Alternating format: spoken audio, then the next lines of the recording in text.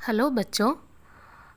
आरोह के काव्य खंड के पहले पाठ में हरिवंश राय बच्चन जी की दो रचनाएं दी गई हैं। पहली है एक कविता आत्म परिचय और दूसरा एक गीत है दिन जल्दी जल्दी ढलता है। आज हम इन दोनों रचनाओं के वस्तुनिष्ठ प्रश्न करने वाले हैं।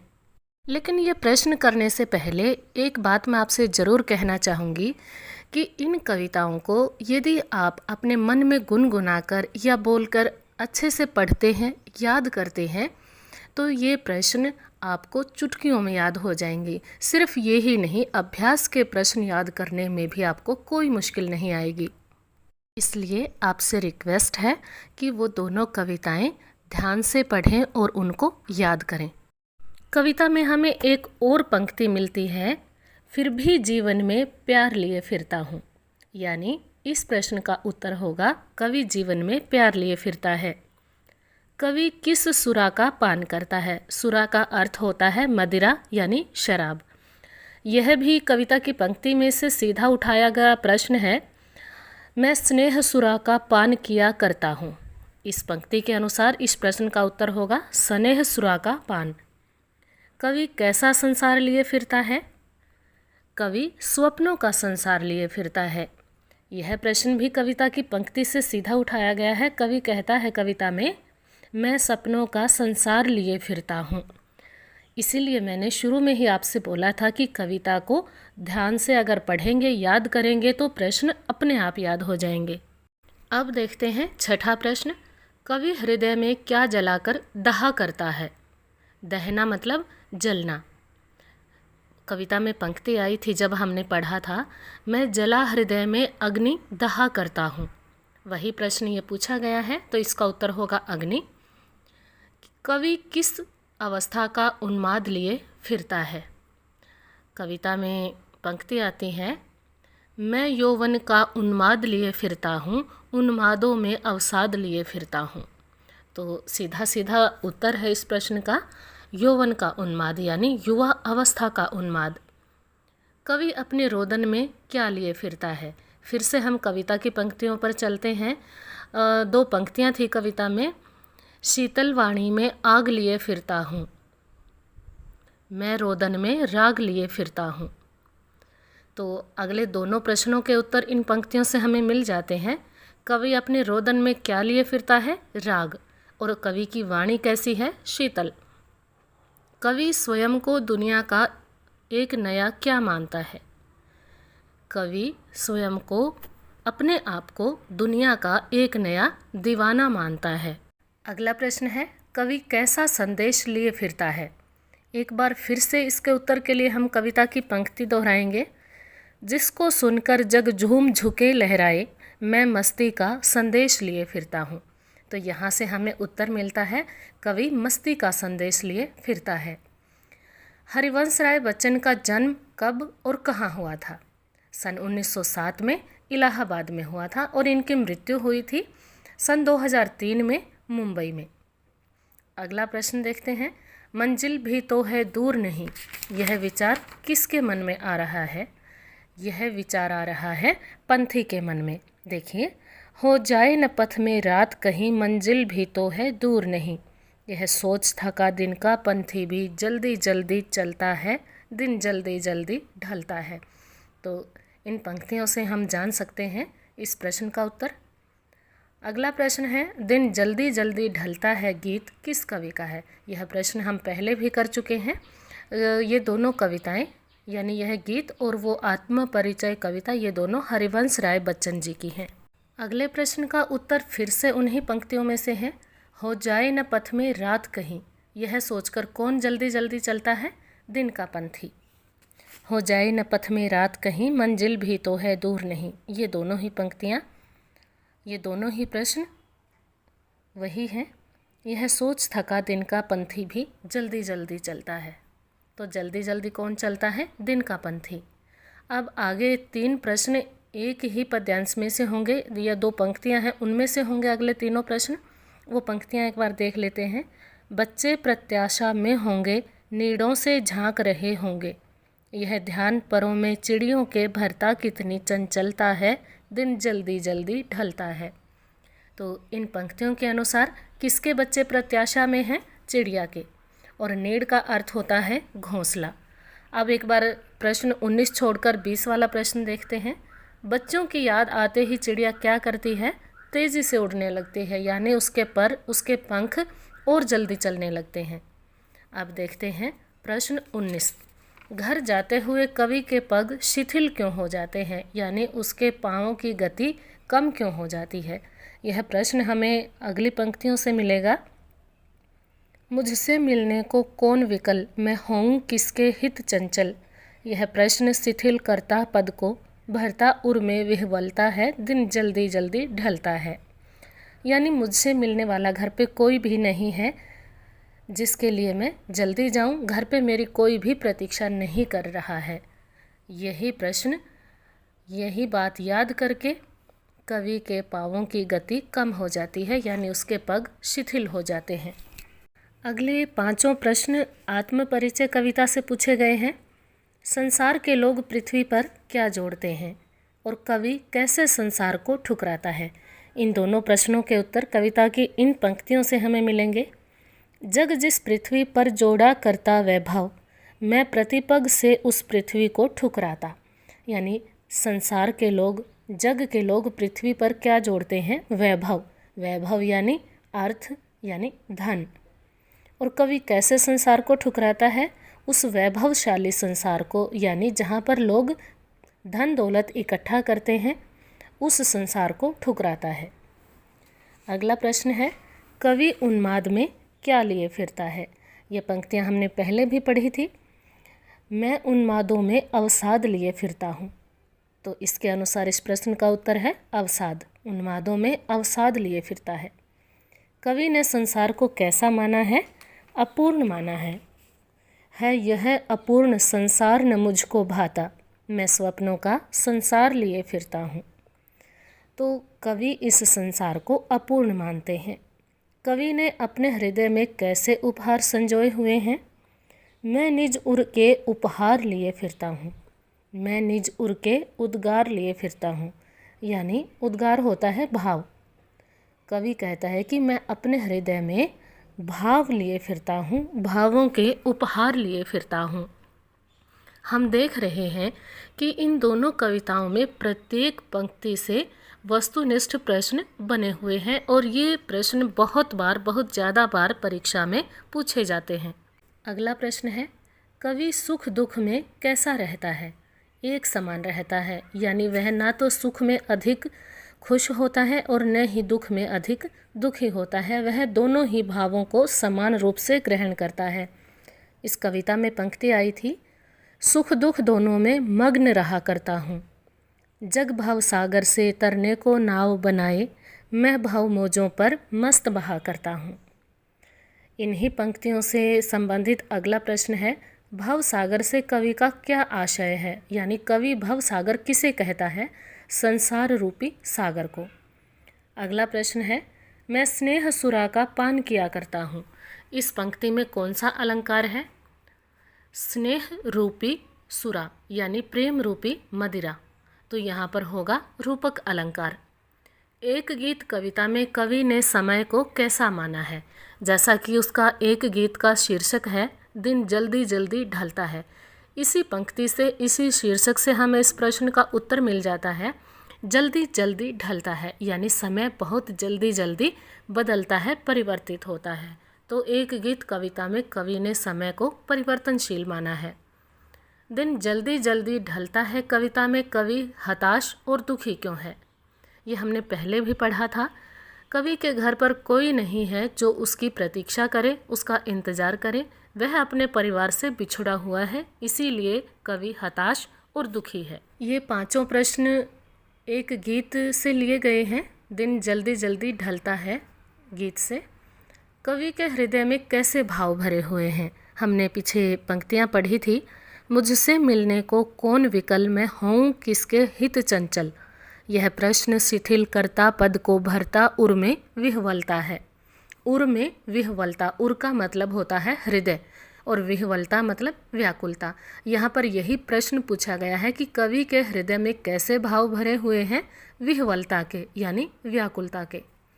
दिन ढलने के साथ ही बच्चे कहाँ से झांकने लगे होंगे। ये पंक्तियाँ भी हमने पढ़ी थी अभी। बच्चे प्रत्याशा में होंगे, नीड़ों से झांक रहे होंगे, यह ध्यान परों में चिड़ियों के भरता, कितनी चंचलता है, दिन जल्दी जल्दी ढलता है। तो दिन ढलने के साथ ही बच्चे नीड़ों से झांकने लगते हैं और शीघ्र अपने बच्चों के पास पहुंचने की इच्छा चिड़िया की किस क्रिया से प्रकट होती है, किस काम से, उसके किस हाव भाव से पता चलता है कि उसे अपने घोंसले में अपने बच्चों के पास पहुंचने की जल्दी है। उसकी तेज उड़ने की क्रिया से। हमने अभी पढ़ा था कि चिड़िया के परों में चंचलता भर देता है यह ध्यान, यानी चिड़िया के पर जल्दी जल्दी चलने लगते हैं। दिन जल्दी जल्दी ढलता है गीत में नीड़ों से झांक रहे बच्चों का ध्यान चिड़िया के परों में क्या भरता है, चंचलता है, चंचलता भरता है। आप सोच रहे होंगे कि उलट फेर करके वही प्रश्न उन्हीं पंक्तियों से अलग अलग तरीके से पूछे जा रहे हैं।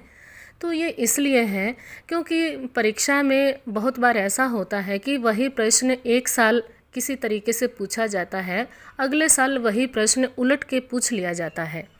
प्रश्न वही होता है, बस पूछने का ढंग अलग होता है और कई बार बच्चे उनमें उलझ जाते हैं, उनका जवाब नहीं दे पाते। इसीलिए इनको हर तरीके से आपके सामने रखने का प्रयास किया गया है। अगला प्रश्न है, दिन जल्दी जल्दी ढलता है कविता में दिन का पंथी किसे माना गया है। यहाँ पर दिन का पंथी माना गया है सूर्य को।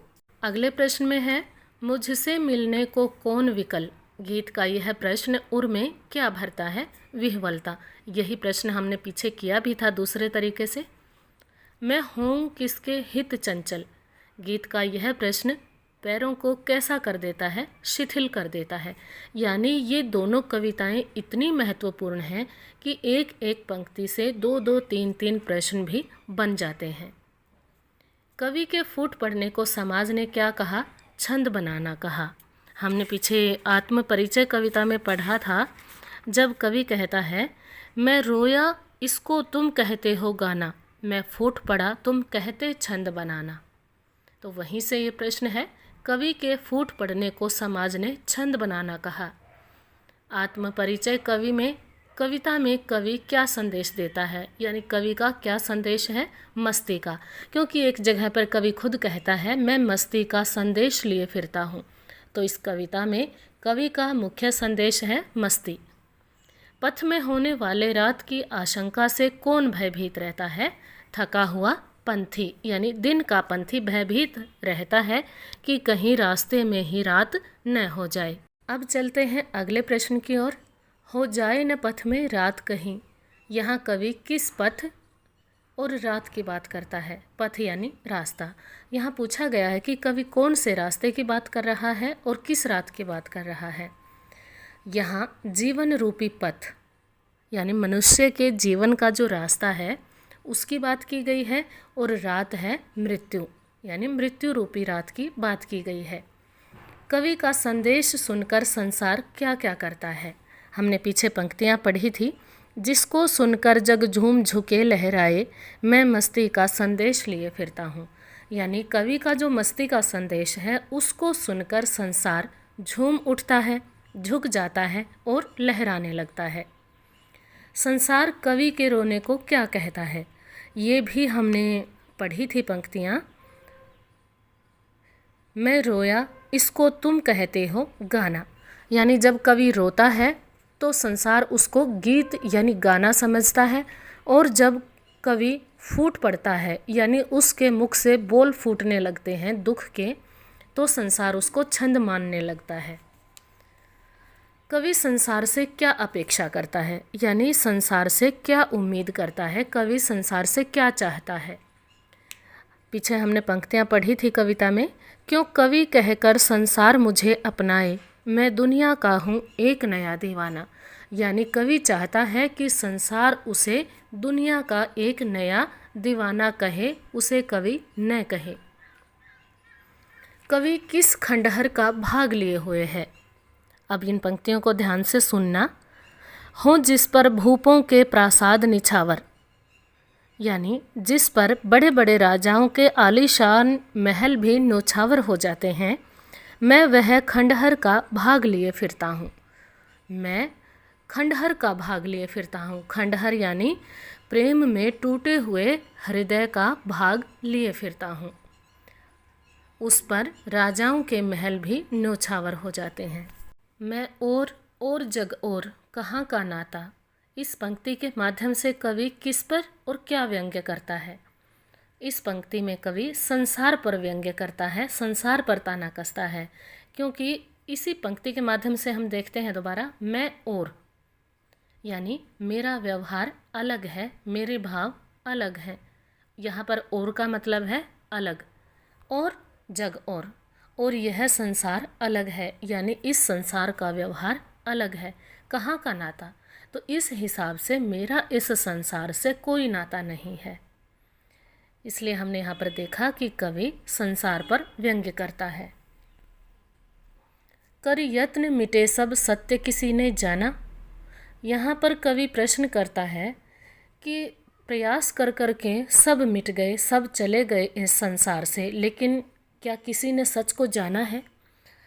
इस पंक्ति के माध्यम से पूछा गया है कि कवि किस सत्य की बात करता है और कौन लोग यत्न करके मिट गए।